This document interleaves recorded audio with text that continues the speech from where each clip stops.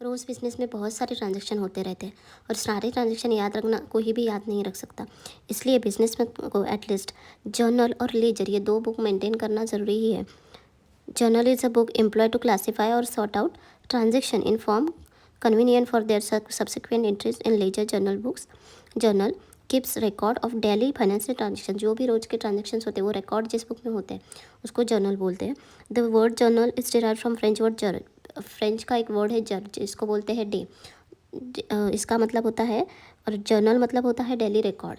तो जर्नल का मतलब है डेली का रिकॉर्ड करना, रखना। A journal contains a daily record of business transaction and hence it has been named so. इसके लिए उसका नाम पड़ा है डेली का रिकॉर्ड, इसके लिए उसका नाम पड़ा है जर्नल। जर्नल में एंट्री जो होती है वो क्रोनोलॉजिकल ऑर्डर में होती है, मतलब जिस सीक्वेंस में वो ट्रांजेक्शन हुआ है वही सीक्वेंस में होता है। क्रोनोलॉजिकल ऑर्डर मतलब समझो कि मैंने आज की तारीख, मैंने 16 तारीख को एक मटेरियल परचेज़ किया है, कंप्यूटर परचेज़ किया, ठीक है, और मैंने उसका पेमेंट 17 तारीख को दिया, ठीक है। उसके बाद मैंने 18 तारीख को फर्नीचर परचेज़ किया, तो वही सीक्वेंस में वो इसकी एंट्री रिकॉर्ड होनी चाहिए। ऐसे नहीं कि 17 तारीख को जो फर्नीचर मैंने परचेज़ किया वो पहले लिखना है उसके बाद में कंप्यूटर लिखेंगे, ऐसा नहीं होता है। जो सीक्वेंस में ट्रांजेक्शन होती है वही सीक्वेंस में लिखना होता है।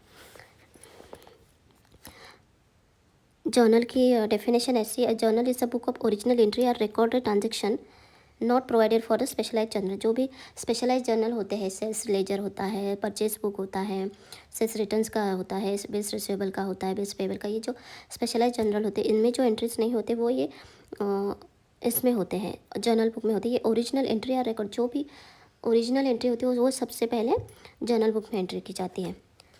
जर्नल में ट्रांजेक्शन रिकॉर्ड करने की जो प्रोसेस होती है उसे बोलते हैं जर्नलाइजिंग। जर्नल की एंट्री कैसे होती है, जर्नल का प्रोफार्मा कैसे होता है वो अब मैं आपको बताती हूँ। जर्नल में सबसे पहले तो आता है, ऊपर नाम आता है जर्नल ऑफ जो भी company, journal of ABC company dash dash, okay. नीचे एक कॉलम आएगा, उसमें पहला जो कॉलम होगा वो होगा डेट का, सेकंड जो कॉलम होगा वो होगा पर्टिकुलर्स का, थर्ड जो होगा वो लेजर फोलियो, तो उसके बाद डेबिट अमाउंट और उसके बाद क्रेडिट अमाउंट, ओके। तो डेबिट डेट में जो भी डेट को वो ट्रांजेक्शन हुआ है वो डेट डालने की रहती है। उसके बाद पर्टिकुलर्स में name of the account debit, जो भी अकाउंट डेबिट हुआ वो अकाउंट का नाम वहाँ पे लिखना होता है, और उसके साइड में, और मतलब लेजर फोलियो के कॉलम के एकदम साइड में लग के उसको वहाँ पे डेबिट लिखना रहता है, और उसके आगे डेबिट को जो अमाउंट है वो लिखनी रहती है, ओके। उसके बाद नीचे आएंगे तो डेट का जो कॉलम है वहाँ से थोड़ा सा स्पेस छोड़ना है होता है, और उसके आगे 2 जो भी क्रेडिट हुआ, जिसका भी क्रेडिट अकाउंट है, नेम ऑफ अकाउंट क्रेडिटेड, उसका वो अकाउंट लिखना रहता है। और क्रेडिट अमाउंट में जो कॉलम है वहाँ पे जो क्रेडिट की अमाउंट है वो लिखनी रहती है। उसके नीचे नरेशन लिखनी रहती है, बीइंग, और नरेशन की स्टार्ट हमेशा बीइंग से करनी होती है। नरेशन मतलब वो जो ट्रांजेक्शन हुआ है उसके बारे में ब्रीफ एक्सप्लेनेशन, मतलब जैसे कोई मटेरियल सोल्ड किया तो being material sold to on होता है page number of the ledger. क्या होता है कि जर्नल में एंट्री करने के बाद लेजर में एंट्री करनी होती है, और तभी वो जो पर्टिकुलर लेजर है उसका जो भी पेज नंबर है वो वहाँ यहाँ पे लिखना होता है, वो भी रेड इंक में लिखना होता है ताकि अमाउंट और वो नंबर अलग से दिख पाए। और लास्ट में दोनों कॉलम की टोटल की जाती है, जो एक्यूरेट सेम आना ज़रूरी है। अगर अब हम देखते हैं जर्नल एंट्री कैसे की जाती है। पहला है started business with cash ₹1,00,000। Business start किया, किसी समझो कि ए ने बिजनेस स्टार्ट किया, ₹1,00,000 बिजनेस में डाले, तो बिजनेस में ₹1,00,000 आ गए, कैश कम इन। कौन सा रूल यहाँ पे लागू, कौन सा रूल एप्लीकेबल होगा यहाँ पे, रियल अकाउंट का। Cash comes in to the business, और गिवर कौन है, प्रोप्राइटर ने वो दिया है कैश, किसने लाया है, प्रोप्राइटर ने लाया है, ए ने लाया है, ओके। तो यहाँ पे कौन से 2 अकाउंट है, एक तो कैश अकाउंट में हमेशा रियल अकाउंट रहता है, पता है ना कि जो भी असेट या प्रॉपर्टी से रिलेटेड अकाउंट रहता है वो रियल अकाउंट का रहता है। तो रियल अकाउंट का रूल ये है कि debit what comes in, credit what goes out. Cash business में आया है तो कैश को क्या जाएगा, कैश कहाँ पे जाएगा, डेबिट में जाएगा। और दूसरा अकाउंट कौन सा है, ये जो पैसा लाया है वो प्रोप्राइटर ने लाया है, प्रोप्राइटर अकाउंट है, मतलब वो कैपिटल अकाउंट है। और कैपिटल अकाउंट पर्सनल अकाउंट होता है, तो पर्सनल अकाउंट का रूल क्या है, debit the receiver credit the giver. उसने हमें पैसा, उसने बिजनेस ने पैसा दिया है तो उसको वो कहाँ पे जाएगा, क्रेडिट में। तो ये एंट्री कैसे होगी कि cash account debit to capital account. Narration में क्या आएगा, being business started with cash. Next है purchased computer of ₹20,000 for cash. 20,000 rupees cash paid करके कंप्यूटर परचेज किया है।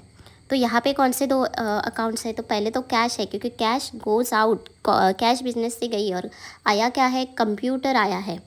तो एक तो कैश अकाउंट हो गया और दूसरा अकाउंट हो गया कंप्यूटर। अभी कैश क्या है, असेट है, तो वो रियल अकाउंट का रूल एप्लीकेबल होगा, और कंप्यूटर भी असेट ही है तो वहाँ पे भी रियल अकाउंट का ही रूल एप्लीकेबल होगा। रियल अकाउंट का रूल ये है कि debit what comes in, credit what goes out. क्या आया है, कंप्यूटर आया तो कंप्यूटर डेबिट, और गया क्या है, कैश गई है तो कैश क्या, credit. Computer account debit to cash account. कभी भी याद रखना, जर्नल एंट्री करते वक्त सबसे पहले वहाँ पे कौन सा रूल एप्लीकेबल होता है वो हमें पहचानना आना चाहिए। उसके बाद वो कौन सा अकाउंट है वो पहचानना आना चाहिए, तभी आपकी एंट्री एक्यूरेट हो जाएगी।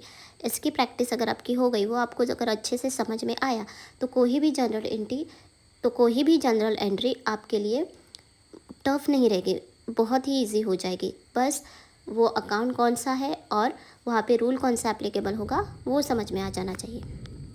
नेक्स्ट है पेड फॉर वेजिस ₹9,000। वेजिस मतलब वो एक्सपेंस हो गया, तो वेजिस जो वर्कर को सैलरी देते हैं उनको वेजिस बोलते, तो वेजिस एक्सपेंस हो गया। तो एक्सपेंसेस कौन से अकाउंट के अंडर आते हैं, तो नॉमिनल अकाउंट के अंडर आते हैं।